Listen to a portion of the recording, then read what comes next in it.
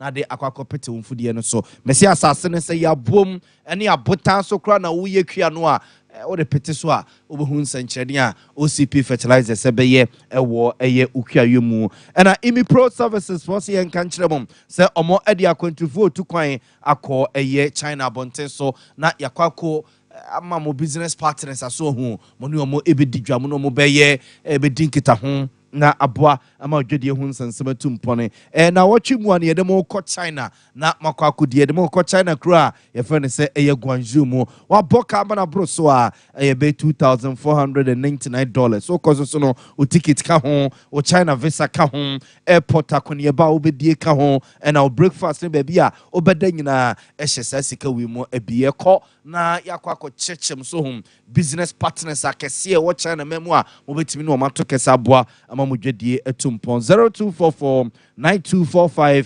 73 0244 924573 ena Sompa chade afe aso bia yebusa se enyanka ne awisia no wan ena ehye wonu matade wan ena edidi amomu bia die ombedi die ombehye die no mo anomde obakunafo wan ena ekata na deja so eno ntina afe so no Sompa television no Sompa fa bia sa so ba mo na so bia wu se momeka wan na afe so no yenka enyanka ne awisia ne akunafo no na yenko kata o madeja so eno ntidi obenya bia say mo say nwa say ti tomato so nkwada ntade nkwada mpaboa opeso ye ni sika krade a na je say ene wo sende e de asimu ba mani number yi so 0598 559802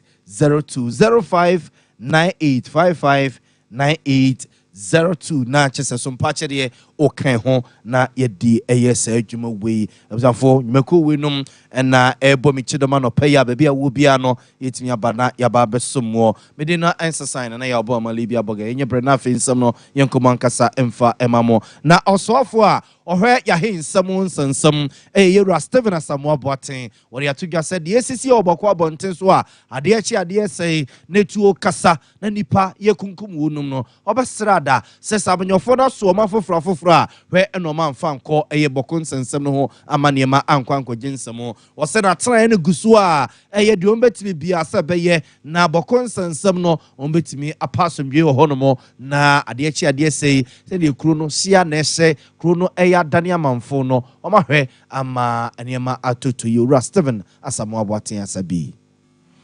I will employ all sides to stop the conspiracy theories going round, the blame games, and keep calm to allow government to deal with the security and the chieftaincy issues thereof.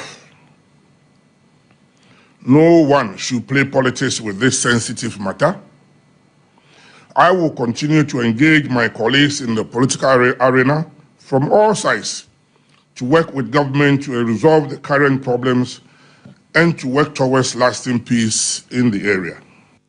Observe to we Steven Asamoah Boateng one a minister of chieftaincy and religious affairs Hunsensum and at Yetin King. A fee for more encore and Gomesium. Doctor or say ya were duchu may also for show may young Monsieur Hunsensum or Sasso a Rasvigania or Rasvig Fima this year was some Chabaton Pessia so nor the Atuga assassin in Pebinomo Eke Casasa buying any ministry no at a primary school just a basic education sana Bekano or Matuna JJ Muno or say and yes sanity and ne cra and I'm penning another Danko Kufado obeying and in a Tsayeno or more at 2 or mania ye basic education no or more ehweni or say ne so her classrooms are fefa a biashas ye ACCA and my basic school no e didn't want dance yes I'm penning another Danko Kufado ye basic primary no on tuna JJ Mukra yera a doctor say your duchum ninsemni. So if you look at this building and it's all over the country, we have to change it. We cannot educate 21st century children in 19th century buildings and expect a 21st century outcome. So we can kid ourselves and talk about how the Asian tigers use education to change their fortunes. We cite it in the speeches of President, what South Korea did, what Singapore did, but we are not doing what Singapore did in terms of infrastructure and the other things that they had to do. So from these schools, we are now moving to new junior high schools, and they are coming to a community near you. And of course, this architectural rendering. So I'm sure, even though you are the clergy, you are still saying that here goes the politician. He's probably talking plans are far advanced. And you are saying the politician, the political talk, plans are far advanced to be out of the tunnel very soon, in the pipeline. But today I can report to you by the grace of God that we are out of the pipeline.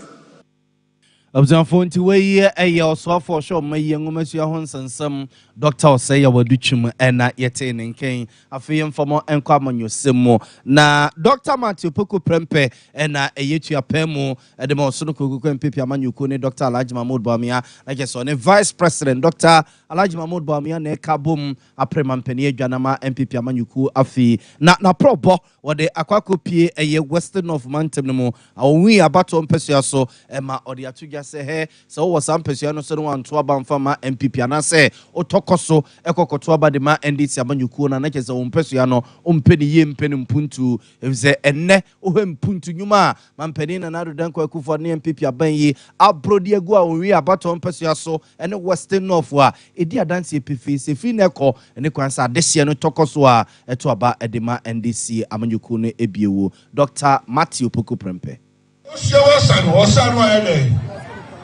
And this is where they'll be a Mauriti. Now, I'm probably Aminata, Ninanado, Ninakabomia. I got cheap with seconds every 1 bank, 250 million. Then we were quite. And we will drink Kanyaku Grassy. And we will just teach a foreign nurses, the police were better for one. And this is for sure we are. So, we need not your reha. Now, control Baba NDC, pure. Now I'm a mofo. Now go to Obama and this I can't know my no. So I know me yet. That's an hour custom now. Now can you really understand? If we don't call you war in India, MPP are very. Uzafo to way a Dr. Matthew Poku Prempe 1 year to your permo diamo Sunuku and Pipia Manukuno and a Dr. Alhaji Mahmoud Bawumia or Afi Abatunumo. A fame for Monko and this Yamanuku Natana ye. Na Mampenida da John Dramani Mahama Sosono Asha Sia war to co-sign at the Emma Vice President Dr. Alhaji Mahmoud Bawumia. So Omre na Omeya no send ya one no say ni Trimunina Bob Bill na economic sedie Kesi Yidichan in Funumua e Kumuno Wubuzana Sebani Senie so no Yamampeni Abedi Chira economic management team on a reso no may a many ye say Yesika Samatatia Pansamua Ghana for a com and a Ekumi Yesano Mampenida da John Dramani Mama Chrese send you maybe a chemu Vice President Dr. Alhaji Mahmoud Bawumia Tete just what Tete Parkwes Misata Busebusa no Kosaya Papa Antimania no Diko Wumuno since you no Susu Busana Bisa Nyembia no Maya ya Anyen Sibianko no Busana say Ediade and 1 year and until Emma Bedum Pemprensoa Ejina se Wusika Semu. Questions to my Vice President Emisata. He should go and answer the 170 questions himself. Indeed, he shouldn't answer 170 questions. He should answer only 3 questions. 3. Why is the exchange rate 17 cedis to the dollar? Question 1. Exam, he should come and write. Ezu, why has Ghana's debt risen from 120 billion to 767 billion in 8 years? Question 2, he should come and answer. Question 3, why is inflation where it is? Why did it rise to 54% under your administration for 8 years? And then let me add 2 more. Question 4, why did you borrow 42 billion cedis from the Bank of Ghana? Why did you borrow 42 billion cedis from the Bank of Ghana? He should come and answer those questions. We don't need 170 questions. 170, if he wants, he can answer them himself. But Ghanaians are asking him 4 questions. He should come and answer those 4 questions. Fonti we a man penny that John Dramani Mahaman yetin and K. William Ra, Najas on Suswati sim, a bop pro, and na auto sarquasin we a man named Mampeni, Abedi Dr. Alaji Mamudu Baumiano. Not yet was on the Marco, Mampeni Abedi Dr. Alaji Mamudu Baumiaso Swakachi, not the Atuga say, or Juma. On any boss, Mampenin and other than Kufuadwa, any MP Amanukuno, or Ma Aya, Quen Biaso, a Fiabatua, Yana for ye lazy boot to me, Macquaco to December Bossome, and that also and Sununo, I won't bet Tebri Mano, set Tebri Wa, Evacuia Seneca Kunim, and I can say Osono a day a befi. Meho Ewa Dana Yina me kono, Esu Chrese, Insha Allah. Inshallah, Inshallah, MPP will win the 2024 elections on December 7th. The Entina MPP, Yebedin Kunimno, Efri Ejuma Yaye, Enyesa, Yebaye, Chegana Fobo, say Yebaye the free senior high school education, Ebabaga, Yeka, no, Oman Penida da country, say, Yedada Ghana for a 419, Embassy is not possible. And I can say it is possible.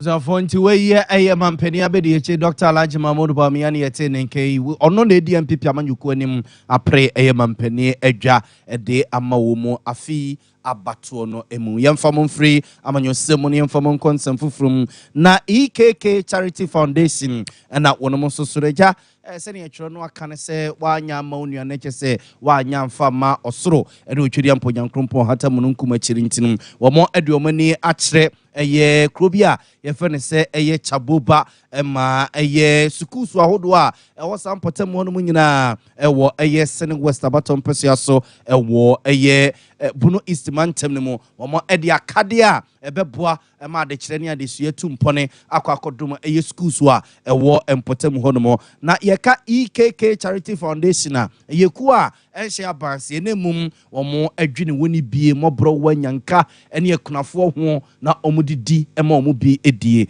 na mame eye Mavis nyantatua agei na eye twetwofo pani edema eye ekui na chese penimpa odaku na no Dr. Evans Kofi eye kwafo onu amu antimi anko enu nti na bedi ekira na se ne twetwofo pani mame Mavis nyantatua agei ene kuja na nemu ode sa nema we edom nkwala no na ocheche nsemu sei and say ya next year this year project e fato ye ni so no say ye beboa schools needy schools make us say yakwa abono e wa Ashanti region bosomche e na ye call me kukrum e yeseshi e na na yabatwoboba na yabatwoboba de ya bebra chen da yes education minister say e yo mo won kra say de yes papa uye bi wa krom de nanso onto na ni mesero yes omo a omo ye individual groups non-governmental groups to say EKK and na de ha adwin say an say obi ehu ana no so frɛ ye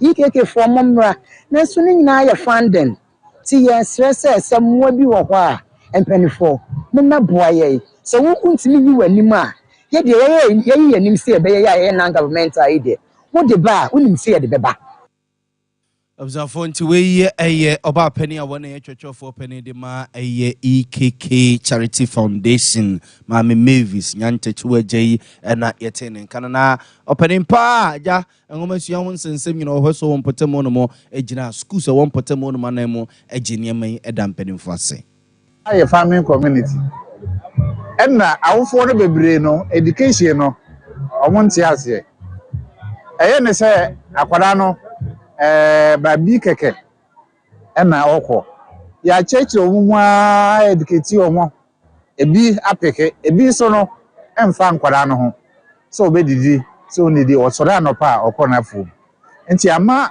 enema ya aba no ebeboa ma nkwara no ani agi se ombeba school omo ani beji se ombesua ade enti ebeboa pa ebesere se dodo na brebia keke ayi foundation for be say omba beboa no aya ne beje ebeboa ma nkwara no atimi atena classroom Fontiwe EKK Charity Foundation opene Evans Kofi Kwafodano and a wonum atu na mo we yento so na yemfamo enko ensem fufrum hara wo samon krabia emu oya beto Sompa FM ne Sompa TV nsem chefa pono so ne se nipa benum bi na se ne mo kase wono nyina nyankopon dia wabra na yese private car o motimu no etete fa so ekowura owabensuo no mu a kese memamra no na geso muduru ho no se nipa num nyina nyankopon edia na okọ atwema enwa biaja no for baton pesia so a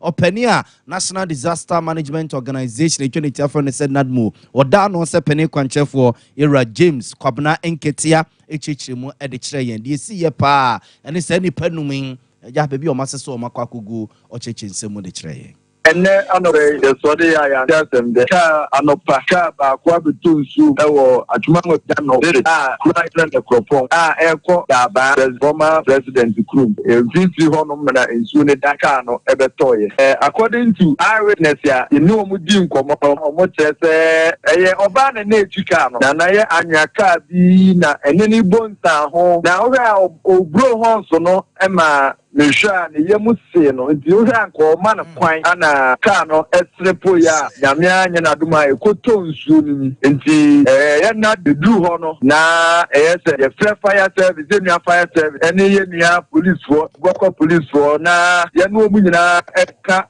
yahubom na yehwe kwan a befa so a yebetimi ayi wo mo sama fire service edai efre nanano modadoma enenso ye eda brada yenko ensuo nu na ye eyete ye ma nanano egu nsa anzana ye ni ato nsuo ayi wo mo enti ye sama mewe nyina ansa ne ye ni to nsuo nu ahwe ama fire service ede omo ahoma aso amye peja ka no erenke edo ni nsuo nu ma ujina wa unta ka bia eduo enti fire service na ye omo to nsuo nu omo tonso ni no ade ahoma kosobu ma ye twen eba afro ansana ye hute nipa for ewom Observe nti we arehosem osi ye watwema nwa biaja no for baton peso so asantema say owabinsuo no na yese private car tetefa so a ekowura mu a nipa numu a na teka ne nyina ye nyankopon adia ye gina we su na no pay ensema e baba no de babeso mu ye de mo siase ni asore ama man hina asaso atena se bio de ade ache bia dwumadi atoa mo so ebio meden ede na ya abo amale bia boga no pay kuku a na chinchin fidie no ede ema me ya damase ama muniti